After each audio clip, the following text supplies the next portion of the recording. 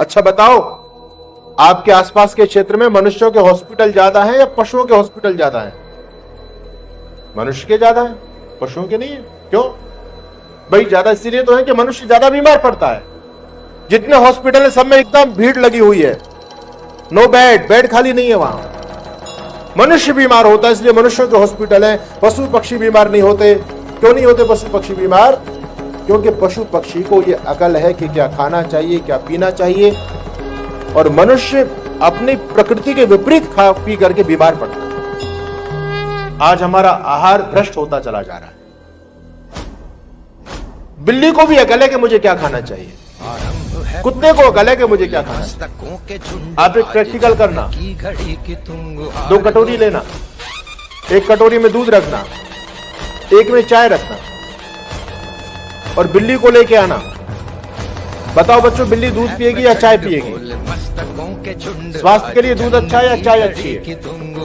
दूध अच्छा है। तो बिल्ली को अकल है या नहीं? बिल्ली को अकल है कि मुझे क्या पीना चाहिए। अच्छा, कुत्ते को लेके आओ, कुत्ते का बच्चा पिल्ला लेकर के आओ। आपके घर में कुत्ते पाले जाते हैं आजकल, तो आपके घर में जो कुत्ता पाला जाता है वो चाय पीता है या दूध पीता है?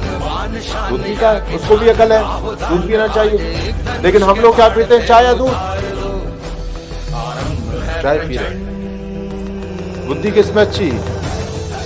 इसलिए पशु पक्षी बीमार नहीं होते क्योंकि वो गंदी गंदी चीजें जो उनके प्रकृति के विपरीत है उसको नहीं खाते हैं। हम लोग सब कुछ, हमने इस पेट को अपना कबाड़ा घर बना दिया है, डस्टबिन बना दिया है।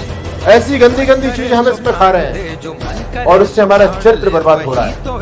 बच्चों याद रखना, जो हम खाते पीते हैं इससे हमारे मन का विकास होता है, मन का निर्माण होता है। जैसा आप खाएंगे वैसे आपका मन बनेगा। अगर आप शुद्ध चीजें खाएंगे तो आपका मन शुद्ध बनेगा, पवित्र चीजें खाएंगे तो आपका मन पवित्र बनेगा। कहते थे जैसा खाओ अन्न वैसा होगा है मन।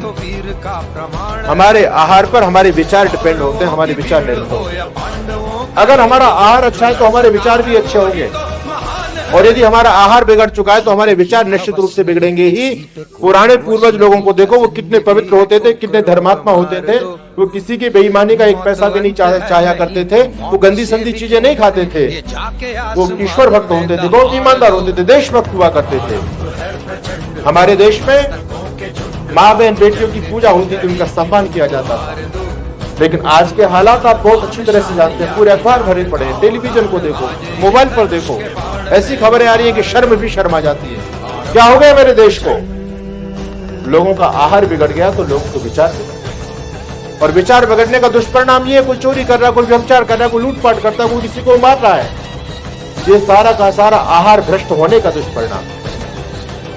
इसलिए जीवन में आप कुछ करना चाहते हैं, अपने विचारों को पवित्र रखना आपके लिए बहुत आवश्यक है। और विचार पवित्र होंगे, पवित्र चीज खाने पीने से आपका आहार सात्विक होना चाहिए, पवित्र होना चाहिए। तो जीवन में संकल्प लेना बच्चों कि कभी भी हम अंडे नहीं खाएंगे।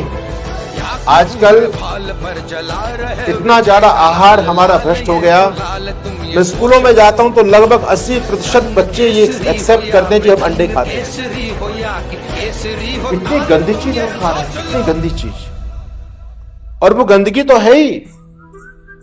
दूसरी बात यह है कि उसके अंदर एक आत्मा है, उसके अंदर किसी का जीवन है। और जो व्यक्ति राक्षस बन गया, जो किसी के जीवन को लील रहा है, उस व्यक्ति का कल्याण कैसे होगा?